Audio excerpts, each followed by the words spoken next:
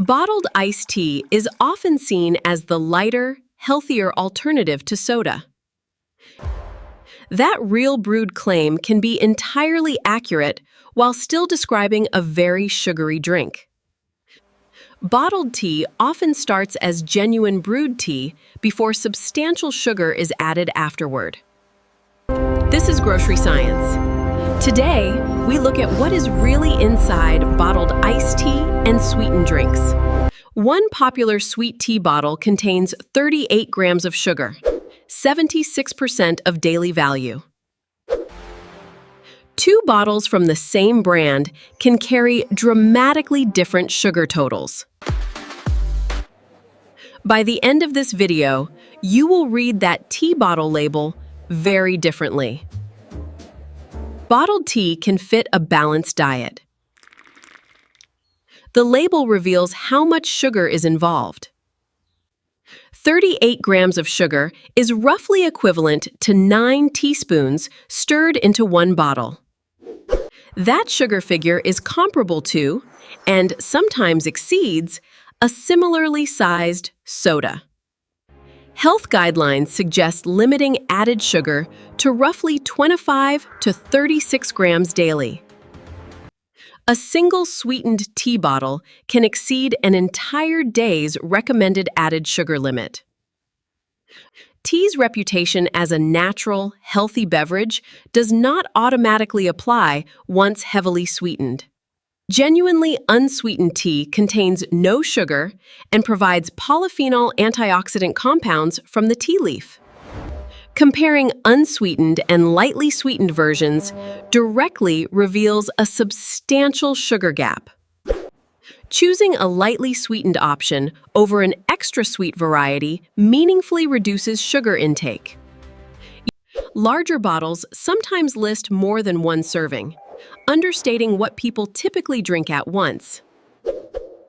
Most people drink the entire bottle at once, multiplying the listed sugar and calorie totals. In terms of added sugar alone, sweetened tea often resembles soda more than water. Sugar content remains the single most important number to check on any bottled tea.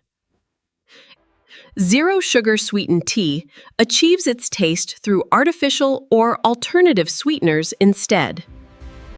Aspartame and acesulfame potassium are common sweeteners used in zero sugar bottled tea. Regulatory agencies, including the FDA, classify these approved sweeteners as safe within set limits. Regulators establish an acceptable daily intake threshold for each approved sweetener compound. Typical daily consumption patterns generally remain well under these established safety thresholds. Phosphoric acid sometimes appears in zero-sugar tea formulations, contributing tartness and acidity. Phosphoric acid intake has been studied in relation to bone mineral density, mainly with cola. This specific research base primarily involves cola beverages rather than tea specifically. Some zero-sugar teas use stevia, a plant-derived sweetener, instead of synthetic compounds. Stevia extract is also classified as safe for consumption by major food safety regulators. Personal preference, not just safety data, often guides the choice between these different options. Comparing calorie content across these three categories reveals a clear, straightforward hierarchy. Acidic beverages, even sugar-free versions, can still affect tooth enamel with frequent exposure. Rinsing with plain water afterward can help reduce prolonged acid exposure on teeth. Zero-sugar options address calorie content while introducing a different, separate set of considerations. Tea naturally contains caffeine, with content varying by tea type and brewing method. Bottled tea typically contains 30 to 7th milligrams of caffeine per standard bottle. That range is generally lower than a typical cup of brewed coffee's caffeine content.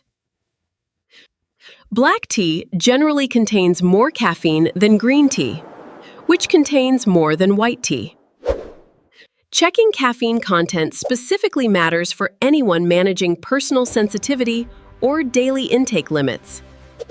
Caffeine combined with high sugar content can affect energy levels and hydration differently than water. Decaffeinated bottled tea offers an alternative for people specifically avoiding caffeine intake. Herbal tea blends are generally naturally caffeine-free, unlike true black or green tea. Choosing herbal iced tea supports an evening beverage choice without added caffeine content. Caffeine content and sugar content are entirely separate figures worth checking independently. Comparing both caffeine and sugar together offers the most complete picture for any bottled tea. Green tea specifically contains a notable concentration of polyphenols called catechins. Some research links regular green tea consumption to modest cardiovascular and metabolic benefits. This research generally involves unsweetened tea, not the heavily sweetened bottled versions common in stores. Caffeine content, tea type, and sugar together give the most complete nutritional picture. Comparing sugar content across soda, sports drinks, and sweetened tea reveals meaningful differences. Sports drinks are specifically formulated with electrolytes and sugar for intense or prolonged physical activity. Most people engaging in typical daily activity do not need sports drink electrolyte levels. Flavored sparkling water offers a lower sugar or sugar-free alternative to sweetened beverages. Comparing flavored sparkling water to sweet tea directly reveals a substantial sugar difference. Bottled lemonade often contains comparable or even higher sugar content than sweetened iced tea. Energy drinks typically combine both high sugar and high caffeine content in one beverage.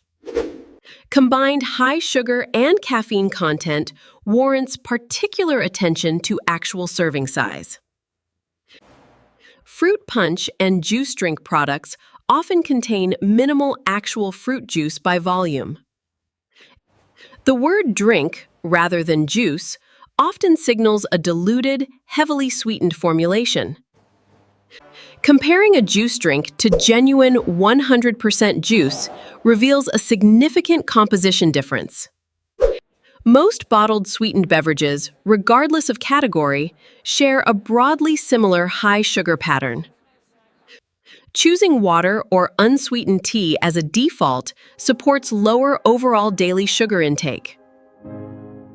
Comparing several beverage categories side by side often reveals surprisingly similar sugar totals.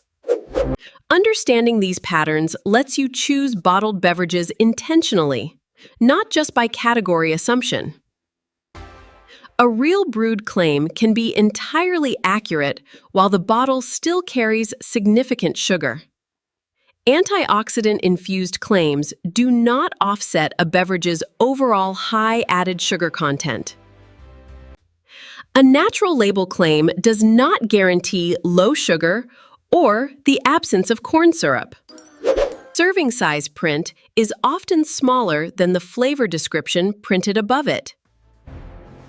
Flipping the bottle over remains the most reliable way to verify any front label claim.